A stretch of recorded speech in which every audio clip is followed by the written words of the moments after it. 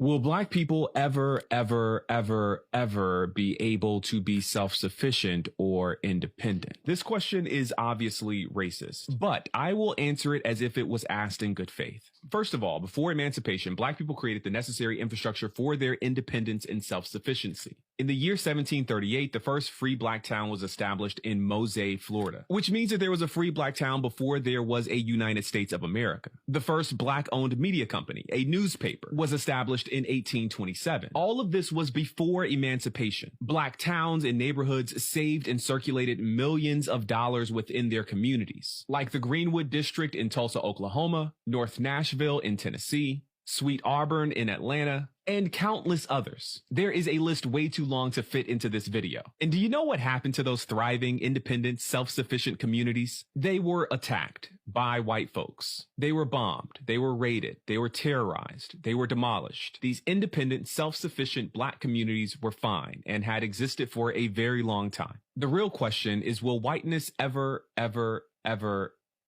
be able to be self-sufficient and independent without Black oppression? These blue tin roofs are in China and South Korea. Did we not get the memo? Don't take my word for it.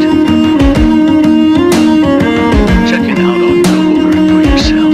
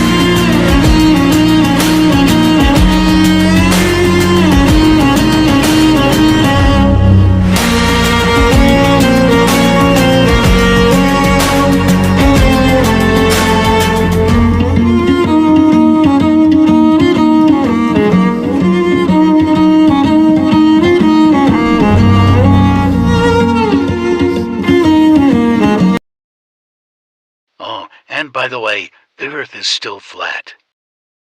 These images were obviously taken in low orbit inside the firmament. I'm Shelley Flame. Nice to meet ya.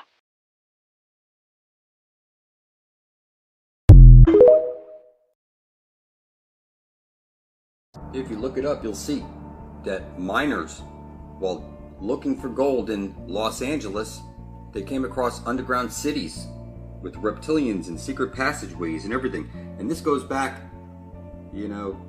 almost 100 years ago, people. This is in your face 24/7. Okay guys, this is the last episode I'm going to do for a while, but it should be a pretty good one. It's things that did not burn during the fire. I went through hours of footage, and it was pretty interesting what I found. Here are the famous umbrellas. These are actually Tommy Bahama umbrellas. And I have pictures of these before the fire, so you can see what they actually used to look like. Not very different now. And then the sole surviving car on Front Street in front of the outlet mall.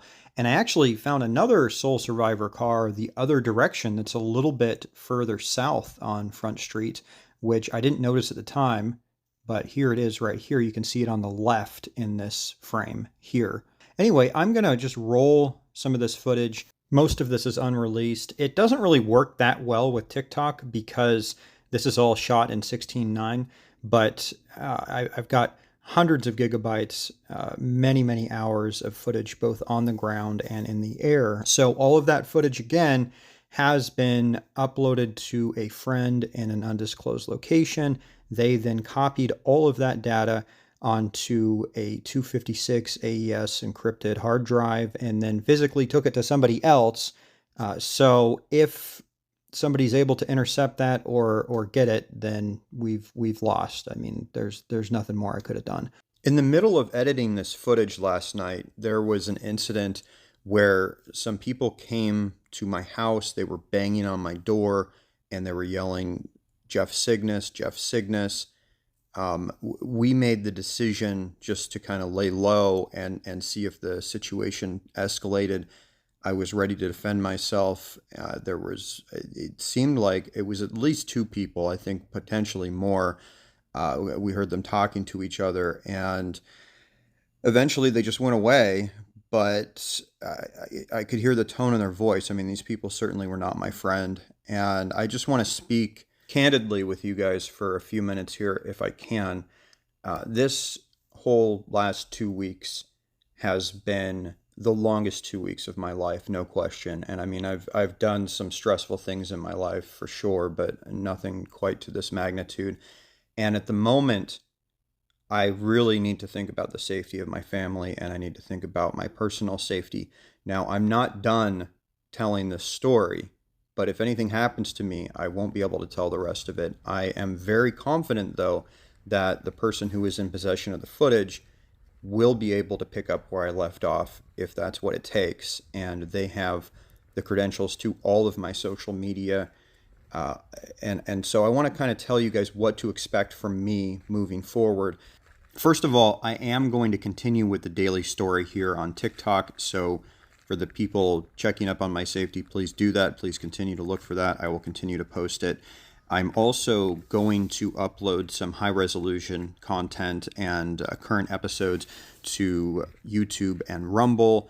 And there were a couple of episodes that I edited together that I felt were not TikTok friendly because the terms of service are a little bit different than X. So there's a couple things I'll put on X that will be different. So I'm going to try to do all that stuff sometime very soon here. I need to address a couple things and set the record straight. So first of all, I have made absolutely no money on this. I can't even say that. I signed up for X, so I've made negative $11 a month is the compensation I have received for killing myself for the last 2 weeks, because that's not why I'm doing it. I'm not doing it for money.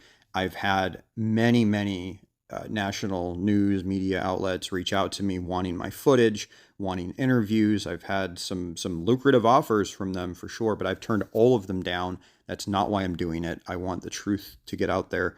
And I'll get into more about why I'm doing this in a minute. But the other thing I want to mention is the only reason I turned on tips on TikTok and X is because I had literally hundreds of people telling me to turn this on. And so I did. And across these platforms, I think last time I checked, it was almost 40 million unique viewers. And out of those 40 million people, nobody tipped me anything. And that's totally fine, but it's not why I'm doing it. But I didn't get any tips. And so I think the people saying that, they probably were just saying that so they could create a situation where they could attack me. But the truth is I really have made no money whatsoever on any of this.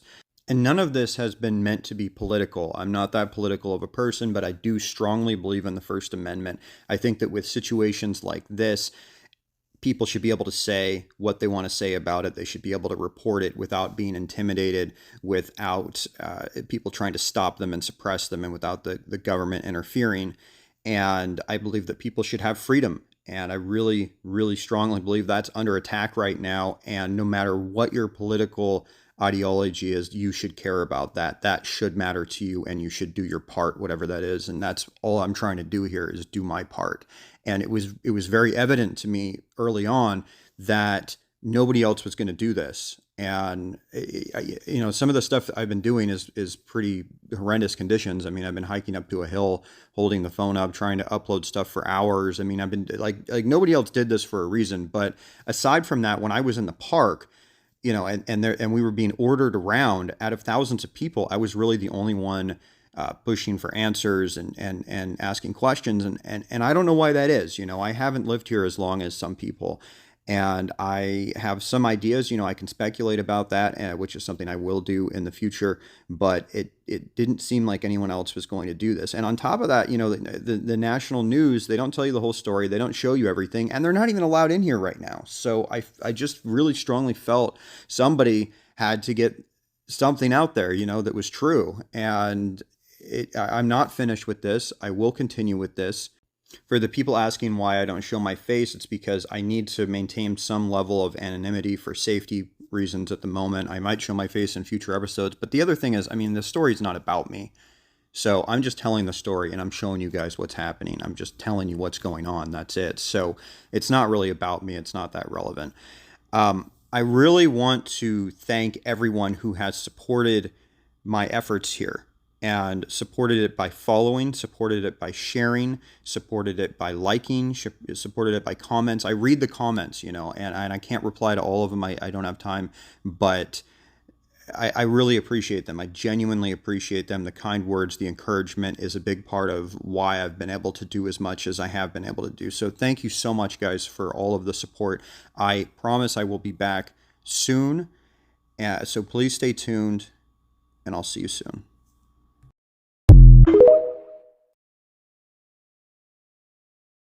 Okay, I'm jumping into the conspiracy side of things. So everybody's been talking about the blue roofs not being touched.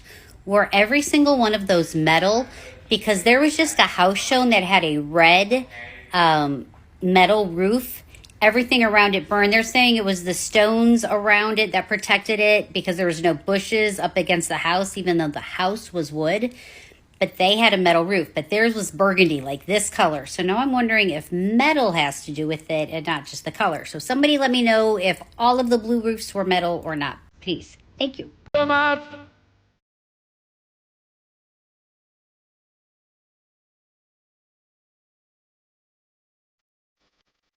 world's first airborne directed energy, airborne laser, also known as the APM.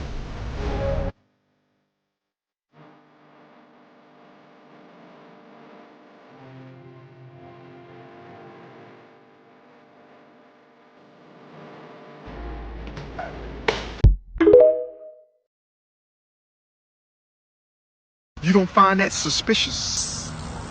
You don't find that suspicious? You don't find that suspicious? You don't find that suspicious? You don't find that... Everything blue. Lahaina burning down. A lot of things that are blue, for some reason, stood the test of the fire. The blue boat was the boat that survived. You got this blue car, and these homes had blue in it. I mean, it gets weird. This is the home from Hurricane Dora that survived, and the owner name was Dora. Got a little blue car right there.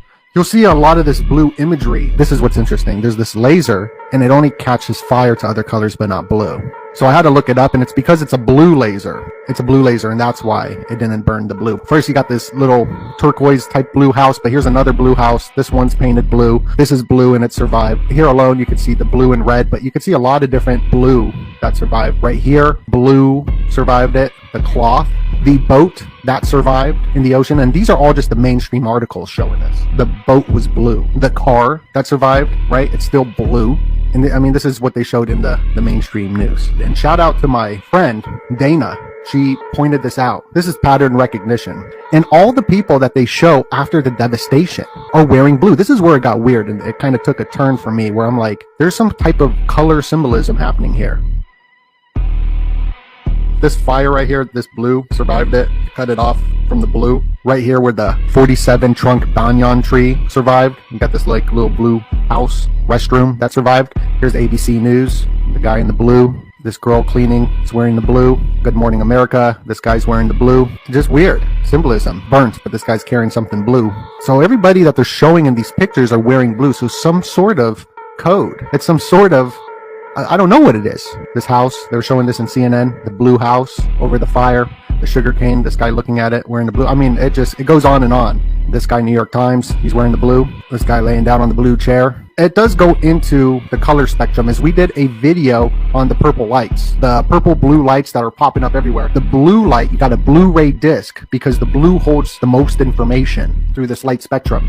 And we've covered the optogenetics, how certain lights can put you under mind control. But the color blue is used in a lot of elite logos because it makes you trust. It's I trust you, in a sense. Politicians usually wear blue suits, so you will trust them. You always see politician wearing a blue suit. This all goes into mind control. And let's not forget about this blue mask right here. The blue street lights popping up, the blue and purple street lights. Project Bluebird, which was a mind control operation. Project Bluebird, Twitter's the Bluebird, but Project Bluebeam, that's probably the most important of all this. Using lasers, Project Bluebeam lasers, to create holograms. All the blue in this being blue should say enough about that there's something going on with the blue logo. Here's the blue logo, here's the blue logo, here's the blue logo, here's the blue logo. I'm at Oprah's house on Maui, and what not a lot of people understand is like it's literally it's right off of a public road. Like you can walk down here. So people that are saying she painted her house blue, or there's like it's burnt to a crisp all around. That's her house. It's white. It's not burnt to a crisp. So stop believing everything that you see online.